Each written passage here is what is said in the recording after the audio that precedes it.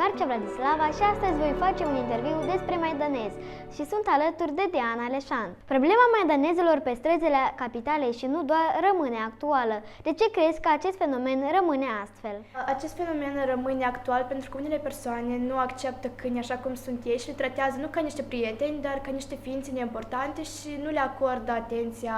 Una din cauzele apariției maidanezilor pe străzi este faptul că stăpânii patrupezilor îi lasă în stradă. De ce crezi că oamenii procedează astfel? Unii oameni procedează astfel pentru că nu țin la animale sau nu au aceeași iubire față de ei și nu le acordă în același timp și atenția, dar sunt unele persoane care acceptă câini așa cum sunt ei și le tratează ca niște prieteni ale lor.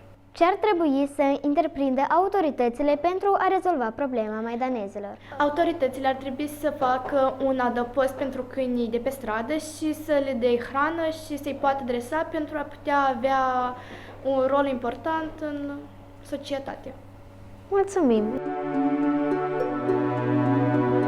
Știați că câinii sunt primele animale domesticite de către om? Nasul fiecărui câine are o amprentă diferită, la fel ca degetele noastre.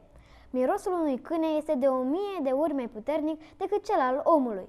Saluki este cea mai veche rasă de câini din lume, iar ogarul englez este cel mai rapid câine din lume, alergând cu 65 de km la oră.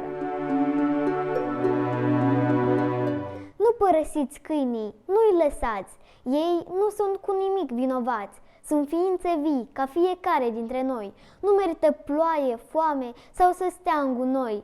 Trezește-te zi de zi și mângâie un câine, că nu e așa de greu să-i dai o bucată de pâine, căci de dimineață acea fățucă fericită îți va înflori ziua într-o clipită. Nu părăsiți pe nimeni, niciodată, mai ales pe acea ființă care cum să fii bună îți arată.